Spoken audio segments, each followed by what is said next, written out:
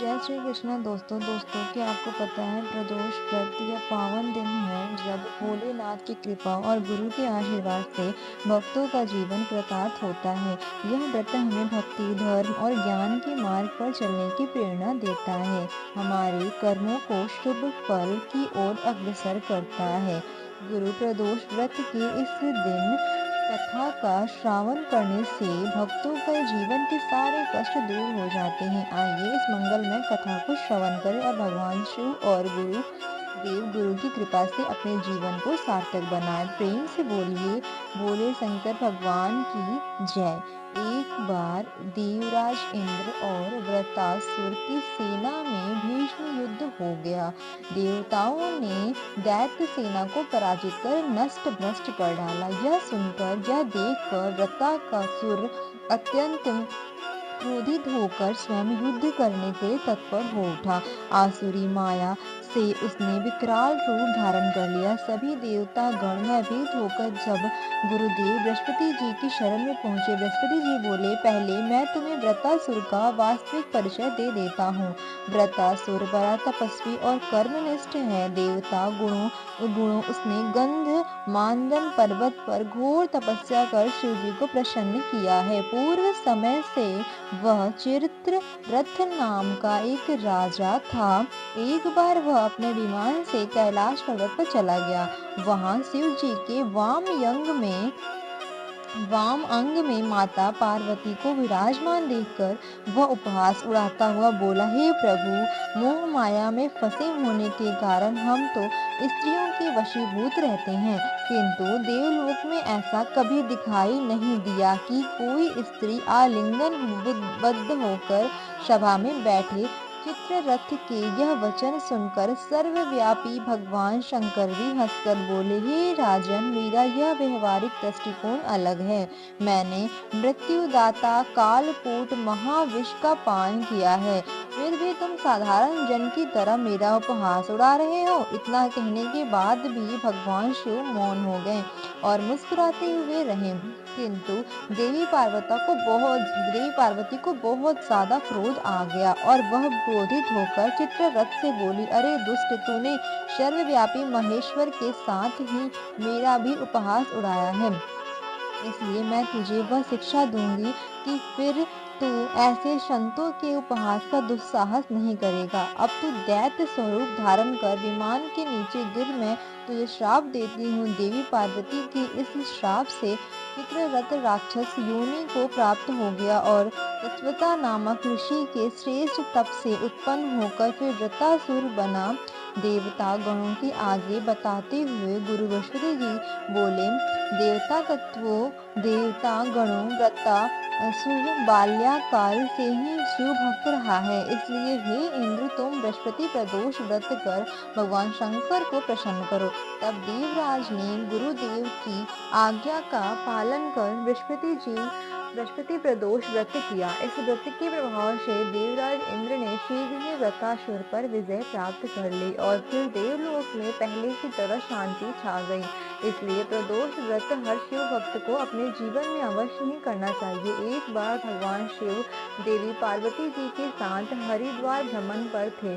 पार्वती जी ने वहां देखा कि सहस्त्र मनुष्य गंगा जी में स्नान कर हर हर गंगे कहते चले जा रहे हैं, परंतु सभी दुखी और पाप परायण हैं। तब देवी पार्वती जी ने बड़े आश्चर्य से भोलेनाथ से पूछा, हे देवी, गंगा में इतनी बार स्नान करने पर भी इनके पाप और दुखों का नाश क्यों नहीं हुआ?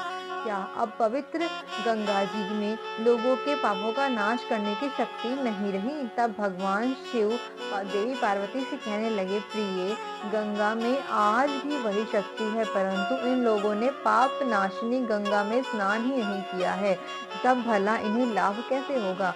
देवी पार्वती ने यह सुनकर बड़ा ही आश्चर्य किया और फिर पूछा, प्रभु, स्नान कैसे नहीं किया? मैं तो देख रही हूँ सभी तो गंगा में स्नान करके आ रहे हैं और अभी तक तो इनके शरीर भी गीले हैं। तब भगवान शिव ने कहा, देवी, यह तो केवल जल में डुबकी लगा के आ रहे हैं। मैं तुम्हें इसका रहस्य कल समझाऊंगा। अगले दिन बड़े जोर की बरसात होने लगी। सारी गलियां कीचड़ से भर गई। एक चौड़े रास्ते में गहरा कट्ठा गड्ढा हो गया।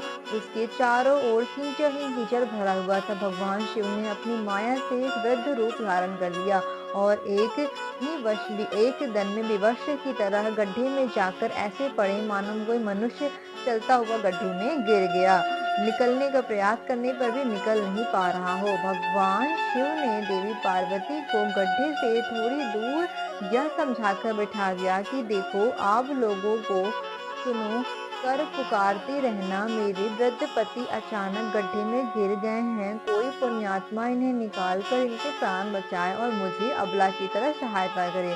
भगवान शिव ने कहा, हे देवी, जब कोई भी मुझे गड्ढे से निकालने के लिए तैयार होगा तो तुम बस इतना ही कह देना, तो मेरे पति सर्वथा निष्पाप हैं। इन्होंने अपने जीवन में कोई पाप नहीं किया है, इसलिए इन्हें वही छुए जो स्वयं निष्पाप हो।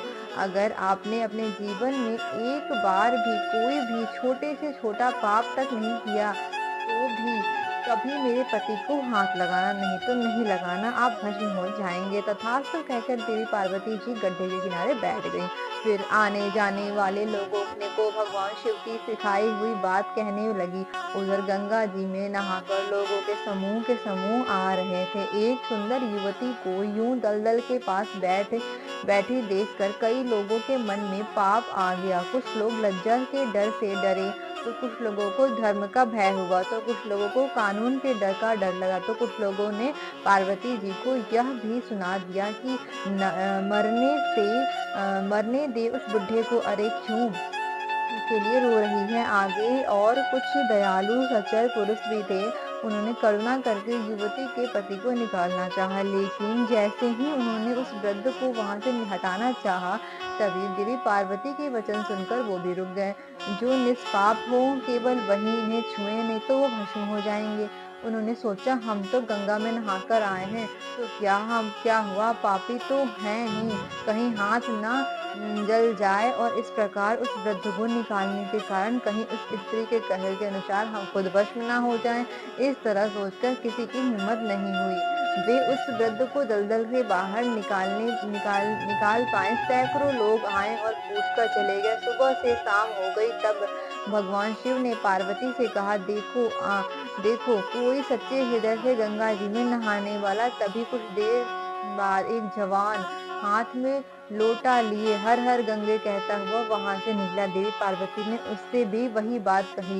उस नवयुवक का हृदय करुणा से भर आया। उसने भगवान शिव को उस गड्ढे से निकालने की तैयारी की। तभी देवी पार्वती ने उसे रोका और कहा, भाई, अगर तुमने पूरी तरह से निष्पाप हो तो ही मेरे पति को छूना, क्योंकि अगर तुमने जरा सा ही पाप किया होगा तो मेरे पति को छूते ही तुम भस्म हो जाओगे। लेकिन उस नवयुवक ने बिना कोई संकोच के दृढ़ निश्चय के साथ माता पार्वती के ने कहा, माते, मेरे निष्पाप होने में तुम संदेह क्यों कहोगा? आपको नहीं दिखता, मैं अभी अभी गंगा जी में स्नान करके आया हूँ। गंगा जी में गोता लगाने के बाद कहीं पाप रहते हैं भला?